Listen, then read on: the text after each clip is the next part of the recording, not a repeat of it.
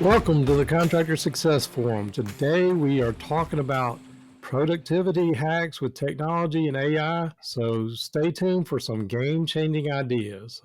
I'm Wade Carpenter with Carpenter Company CPAs, and normally we would have Stephen Brown with McDaniel Whitley Bonding and Insurance, but unfortunately he couldn't be with us today.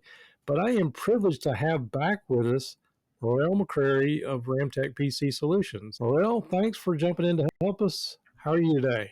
I'm doing well, Wade. Thanks for having me. Yeah. I know we recently did one on AI, and that was well received. And I Well, think it's me and still you a were hot kicking topic around right on now. Everybody's so excited about this technology. So it's a great one to talk about because there's so many different things you can do with it. So I'm honored to be here. Thanks. well, I thought nobody better to have on to talk about this, but we also kick around some productivity hacks and stuff like that between us, our little mastermind group as well. So Yeah, always sharing. I learned something new today too already. So I'll share what's that too. that? So in my other mastermind group where we're a bunch of IT nerds talking around each other, I learned that there's a such thing called Apple Business Connect. This is what Apple uses to put you on the Maps app for your iPhones and iPads. So I have started that process of going through there to register my businesses in Apple Business Connect. So there you go. Nugget learned, nugget shared. Okay, sounds like I got some homework after this. Right? Same, me too. I've got to finish my setup. Yeah, Hey, I'm using AI to do it though. right. Yeah, it's amazing. And since we talked about it, I know we talked earlier in the week, and you had some AI generating a website for you and did all kind of Yeah, stuff. I don't know. it blew my mind. So I was looking for just a basic informational page to create for one of my companies. And I found this tool called Webular, and they don't pay me to talk about it, but I found so much ease of use in using it that it was so simplistic. They literally asked me for the name of the business, a description of the business, and where's the business located. So in that name, I put in the name of the business, right? In the description, I use ChatGPT to give me a description of what this type of industry business does. And I tweaked it. I put my own words in there so it sounded like a human wrote it. And then I put in the location and I hit submit. It churned for about 30, 45 seconds, spit out this beautiful looking website that took me very little effort to build and design, which that's exactly what I was looking for. So there you go. Yeah, now I still have to go back and tweak the wording and the images, and some of the testimonials we've gathered need to be added. But for the most part, like building a website, it would normally take somebody or a good web developer, it would take them probably a week to 2 weeks, depending on the amount of stuff you want online, up to a month to put that out there. So to be able to do a basic informational page in 60 seconds or less, sign me up. Right. Well, I know I took a look at what you said. I think it does a little more than just generating the pages too, because it was doing like Oh blog yeah. posts and like all the social It does media and it all that does stuff. content. It has a newsletter functionality, so you can do email newsletter. It also as that newsletter sign up to the page it creates. You can connect it to social media for that particular company's page that you want to do, and it'll generate those social media posts with your logos and your colors. And it really, for I think it was $110 I spent on the software, game changer. Well worth my time. And that's probably what, an hour worth of developer So time. funny you mentioned that. So I have this accountability spreadsheet with my other mastermind group, and they asked me, how much time did you spend this week on working on that website? 2 hours. I tracked it. I spent 2 hours this week working on it. And that was just me playing around with it and tinkering. I'm an IT guy, so I got to tinker with it and see what all it can do.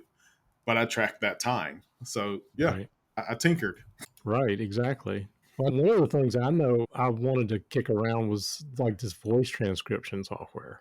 It really is, and some of the things that I've done with it has really been game changing for me. And I wanted to throw out some real use cases that I had, which I mentioned about. I had a what he calls a technology business review with his vice president earlier this week, and I had all these issues, and I just started dictating it, and it transcribed it. And I said, and I was kind of hitting little pieces of it and all, and got to come back to it and all that stuff. I took the transcription, threw it in Chat GPT. I said, organize this, summarize it, and it threw it in a table, summarized the issues better than I could have said it. And it's like, here's the priority. And I sent that to Cameron, his vice president, before our call, and made it very simple to do. And it probably saved us a ton of time. I say it's probably more efficient to have a structured way to go through that call. Yeah. I have not thought about using it in that way. So you just taught me a lesson too. So I'll do that going forward. It may help streamline some of my future meetings. And I'm very like, come on, we have this agenda we have to complete. We have an hour to get it done. Right. So I'm the time cop when it comes to meetings around here. Yeah. Well, there was also another use case I wanted to throw out, because you also introduced me to an HR professional recently. Yeah. And she is putting together a handbook for me. And so I had all these ideas where, these are the things I wanted to discuss on it. Mm-hmm. And I did the same kind of thing and made an outline of it. And then the HR person sent back like just 10 or 15 questions in an email. And I'm like, well, okay, we can spend an hour talking about that, or I could just start walking through the questions and saying, here's generally my answer. Right. In 20 minutes, I dictated the whole thing, threw it in Chat GPT, and I had an organized email back to her. Yeah. And it was just amazing to me how well my jumbled thoughts can be organized. Yeah. I'm guilty of that too. Like people that are close to me will tell me, hey, Morrelle, I heard your answer, but I don't understand a word you said. And then I stop and think, what did I say it clear enough for them? Where did they get confused? And then I get caught up in my own thoughts of, okay, I need to be a little more clearer when I communicate what I'm trying to get the other party to understand, but have not used Chat GPT or any AI for that. I have been using AI for email correspondence, and it has sped up my life so much in that regard. So the way I have done that, so I take those same thoughts, like you said, those random thoughts that you get, and I put them into, so we use Grammarly for just to make sure we sound professional when we communicate via text. So in my emails, I'll just throw my thoughts in there. Just for example, like before we got on this call, I had a prospective customer that said, hey, we're looking for IT services. Well, I wanted to craft a response that was welcoming, that said, yes, let's schedule a time to talk. So I basically just threw my thoughts in there. Yes, let's talk soon. Here's a link to my calendar, right? That's just basic as basic can be. No tone, no texture to it, just words on page, right? I use Grammarly's AI built in. It knows my tone because I've had to train it. And it's trained with correcting me along the way for so many years that it just automatically puts my tone of voice on that email, throws it into a nice, pretty format. I can have options to make it longer. I have options to make it shorter. And I hit send. So now I'm just waiting for that prospective customer to schedule with me. That's great. I think that probably I was going to come back to some of that stuff. That's amazing what we can do with emails and how I've been automating it. Yeah. But, another cool thing I found now, and it only works on the app so far. So we have an eBay store for like old computers and computer parts and stuff that people just drop off and leave here for us to recycle or dispose of. So in the eBay app, you can take a picture of the product, right? Type in some basic details, make, model, laptop, Dell, Lenovo, whatever. Put that in there. You fill in the basic specs that's physically in the machine. And there's an AI button in the app now where you can use AI to generate the description. That's amazing. I was like, man, it just took listing on eBay to a whole nother level for me. Right. Well, the other thing I've been saying, voice transcription is one thing, but I've had this meeting software, like the one I use is called Otter AI. I've seen that advertised. Is it any good? There's other ones like Fireflies and Fathom, but I've been using that for my meetings with prospects. But just a use case like Otter has, I think the other three may have that in there too now. But after we go through, it'll summarize the meeting and give you bullet points. But now they're built directly into the software. You go into the transcript and there's a little thing to say, you ask it questions, and it can go through and pick out. So, just a use case I did with it recently with a prospect is, well, number one, I'm not spending time taking all these notes. I'm paying attention to the prospect. But number two, I was able to go back and say, hey, did we talk about job costing? Did we talk about pricing? What system were they on? And I sit there and type out, and it's like, it'll just pull it straight out of the transcript. Yeah, that's pretty awesome. I spend so much time in my notepad over here when I'm on Zooms and I'm doing like my client meetings or whatnot, that you're right. That's such a time saving because you get a copy. I'm sure the other person, the other party gets a copy too, right? Or you can elect to send them a copy. And then you guys are all working from the same sheet of music at that point. So I can see how that would make anybody more efficient. Right. Well, the other thing, I've been doing my team meetings that way. And when we go to the team meetings, not only we do like a summary of it, but what are the action items? What are the things that I assign, or what are we trying to get done? So I can have a automatically generate a task list directly from it. That's a smart way to do it. I use AI a lot for marketing, which I've mentioned that to you in the past. Here recently, working on this new website and trying to get this website for this other company going, and just generating content is so much easier. I actually told it to write content that was easily searchable and would rank highly for SEO. And it did. I had to go and tweak it so it sounds like a human and not a robot wrote it, but it did generate content and it was spot on with what I was trying to articulate. So I'm a fan. I'm a fanboy of AI. It just I'm nervously anxious though of it taking over. So I tell people all the time, don't feed it too much information. We don't want it smarter than we are. So, Right? Yeah, Skynet is on the way. We don't want that. So but yeah, I know you're using some other tools to make life easier. Way, what else are you doing? well, there's a couple of them that I told you about, this Stream Deck, Elgato Stream Deck. There are different versions or different people that build, but everybody thinks of those as basically it's a little thing where you program your keys, and they think of it as like people that are doing streaming and controlling lighting and all this stuff. And that's definitely a use case, but there's a lot more use cases for these things, Right.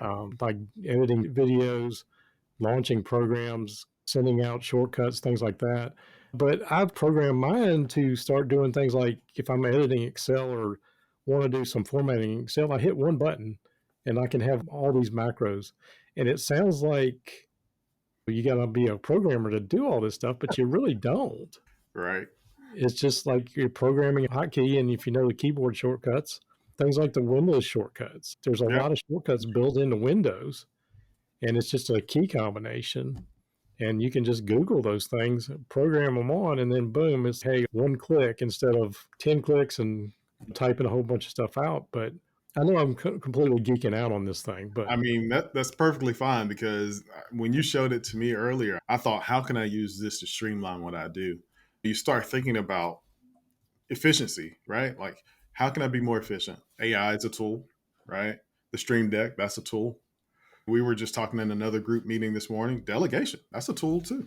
So, do you feel at the end of the day between AI, delegation, and using all these tools, do you feel accomplished? Do you feel like you worked that day?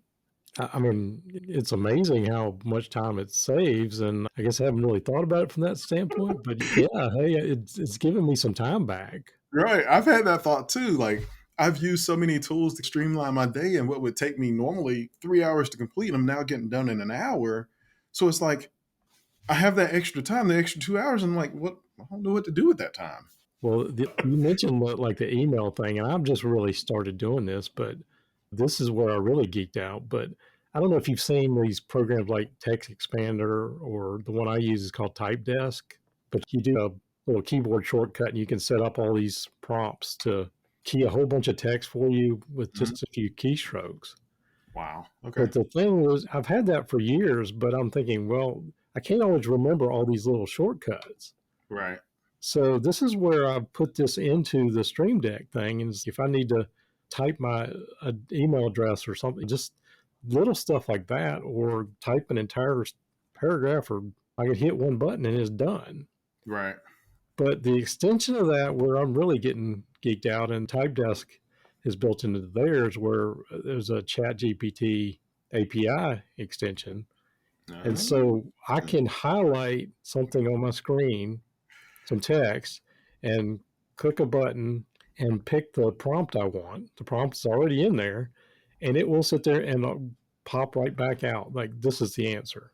wow. So if like the text of an email and it's like generate a quick courteous reply or something like you were saying, and Right. I don't even, and it will paste it back into the program that you're dealing with.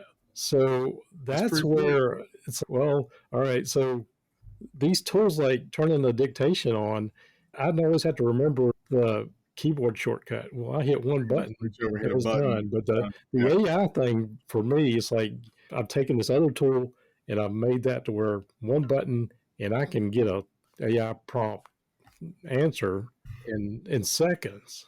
It's Right. amazing. That's, again, it gives you that time back, right? Yeah. So now, so one of the things I saw in the news is there's a push for a 4-day work week. Have we saved that much time that we can now only work 4 days instead of five? I don't know. I think as it gets adopted, that there are definitely going to be some people that may not be needed. Scary. That's scary to me. I'm telling you, that's the beginning of Skynet. Wait, I'm just saying, I've Yeah. watched enough movies to know that's the Well, that's cool though. What else are you using to streamline your day? What else can I learn from you today? Well, you probably got some more in these things like these shortcuts, like for QuickBooks Okay. and bouncing around QuickBooks or like automatically generating invoice. And yeah, some of those you can still do with keyboard, but you got to know key combinations. I can still Program all do that it for one. right. I don't know. I mean, there's a lot of things I've been doing that probably sound like it's you got to be a programmer, and you really don't. You don't. You just have to know how to ask the computer to do the right thing. One cool thing that we have been doing is we've been trying to automate a lot of scripting for Windows computers specifically. So we've been working into our platform different triggers. So almost like a if this then that type scenario, right? So if let's just use printer spooler service like that, the printer spooler service, without geeking out, is the service that runs when you hit print on the computer. That's what tells the printer to print, is that service. Right. All the time that service stops running and we get a call, hey, I can't print but Susie can.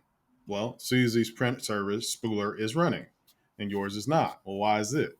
Nobody knows why it stops. It's just Windows. It stops when it wants to. So we wrote a script that said restart spooler service in the event that it triggers a disable, right? If it has a hard stop within 30 seconds, start it again. If it stops again 30 seconds later, start it again and open a ticket, right? So we use ChatGPT to write all of those scripts for us. We tested it on a machine here and it worked flawlessly. So you talk about the amount of time saved from that mindset of just writing a script versus picking up the phone, Susie calling, picking up the phone, closing the ticket 3 different times, now down to one. Right. So again, like you said, get your time back, spend it somewhere else wisely. Right. Well, I know a lot of our listeners, I mean, most of them are contractors, and a lot of them don't always feel like they're the most technology savvy. But some of these things are really not that hard to learn. They're That's my not. point It's of so talking about easy. it today. And we talked about how can contractors use it. You had a scenario where you told it you wanted to finish off your basement and you gave it the square footage of your basement and it gave you steps to do that as if you were a general contractor, right? Me, I know nothing. Well, I can't say I know nothing. I know this much about home improvement, right? Yeah. So for me, that would have been beneficial. So at least I knew what to expect if I hired a general contractor. So even from a consumer side of the fence, they should be using it to vet the contractor that comes to their door. Right. I know that's So, one of the use cases we talked about last time. And I think if somebody didn't watch that or listen to that video or the podcast, I think we threw out some great ideas there. oh, definitely. Just even if you have a project, whether it's construction or just implementing software, sometimes that can take a while. Put in there what are the steps to do it and give me a timeline for doing it, and at least maybe give you something to shoot for. That's true. We haven't talked about workflows yet, but we have used AI tools to help build workflows internally, as well as streamlining some of our tried and true methods. So we have an SOP for what an on-site appointment should look like, right? So when we send an engineer or a technician out to do an on-site appointment, we have steps of what they should do, right? So we uploaded that into ChatGPT and said, streamline, make suggestions along the way. It basically is what we asked it to do. And it gave us step by step what we should be doing on site, from arriving on site 5 minutes before time, checking in with the point of contact, reproducing the issue, which we weren't doing. Like, we go in, just like if you called us up and says, hey, I can't connect to the server. We come on site, we look at the, we don't follow that protocol because, well, there's a relationship there. But for new guys coming into it, there's no relationship. They need to have a system to follow. Right. So that really opened our eyes to, okay, yeah, we have relationships built with a lot of these folks and they know us and we don't have to go through all those processes. But when we hire people and we grow as a company and a firm, we need to have a systematic process on how to do it. And it just helped us organize that and make a better workflow and SOP for us. That's a great point. You made me think of the other thing that AI has done for us. We took on a new practice management system in May, and inside that software, we have these task workflows, but we can actually create a new one and say, hey, this is what we want to do, or we got a sales tax return, or whatever the process is. Right. And it goes out and creates the steps. And to me, I think me and you, we've been in our industry for many years. Right. And I know the curse of knowledge, you forget these little steps. It's just innate to me and you. Right. But as you said, these young kids coming, they don't know. And so this workflow said these little, what I was noticing, all these little things that we kind of probably would have overlooked, yeah, they probably should be in the list, in the checklist, and making sure it gets done, because if we don't tell them, they don't know. Right. That's true. That's another cool thing that we've done too. I went to a conference and they were talking about anybody that's in business, service industry, or whatever. You should have checklists on your website. Make those checklists so it's like a call to action. You got to give some information to get this checklist in return. But for us, what we did was, the person that was leading the class said, hey, how many people in here have at least 2 checklists on their website? And I was like, well, yeah, I got 5. I was thinking I was raising my hand to get in trouble, but the instructor says, well, that's exactly what you guys should be doing. You should be asking your customers to give you information so you can provide them a checklist. So that fueled me, right? I was like, well, checklists are the way to go. We are like notorious for checklists around here. I went in and I said, okay, write me a checklist for a small business that should have cybersecurity implemented, right? They are regulated by PCI compliance. Yep. It created me a whole checklist, and I now call that my PCI compliance checklist. And it's not very technically written out. It's easily digestible content. And that's what we told it. Make it so easy that anybody can understand this content. And it spit out this checklist, Wade, of about 15 different things. I sent it over to my guy at Fiverr. I said, make this look pretty. And he sent it back. And now we have a nice, cool infographic of what your small business PCI compliance checklist should look like. So it's so easy just to do. You do a lot of work, very little time with very little effort. Yeah, absolutely. I spend $20 a month on ChatGPT, and I spend like $50 to get that flyer made up and done professionally. That's well worth my time. And if it brings me one call, it paid for itself. And what's scary is that minute or two you took to type it up was probably spit it out in seconds. 15 seconds. Yeah. And if we had been generating that, we probably would have spent hours and hours developing. Right. If I would have come up, and then it probably wouldn't have been complete. Right. I would have gone through the process of getting it done up pretty at Fiverr and left out 2 check marks that should have been added. So You're right. And when you read it, I'm not saying that that's the complete perfect version, but it gives you a basis of where you should be thinking. Right. So again, I just hope that somebody's using technology to make their lives easier, because we all should be. Well, good points. I know we're getting a little long. Is any other thing you want to kick around or leave it on that? We touched on a lot. If I was watching this video, I would hopefully take some notes along the way and go try out some of these cool tools that we've talked about and just experiment with it. You can't break it. That's the cool thing, right? You can't break it. If anything, you get the message back where it says, I'm an AI model and I can't answer that question. Then you just figure out a different way to ask it.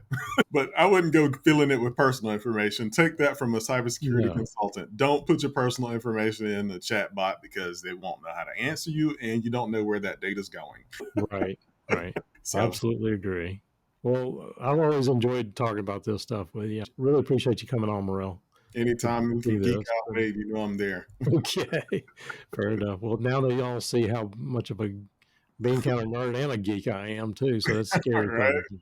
Why would they trust anybody else with their bookkeeping and their finances, Wade? I mean, come on. Well, I hope anybody listening to this has gotten some really good ideas from it. I think we need to go ahead and wrap this up. So thank you all for listening to the Contractor Success Forum, wherever you might be tuning in from. You can find us on all major podcast platforms or contractorsuccessforum.com, our Carpenter CPA's YouTube channel for more information. Be sure to check our show notes. And if you haven't already, consider subscribing. Ring the notification bell to follow us each week. And we sincerely appreciate your support and look forward to seeing you on our next episode.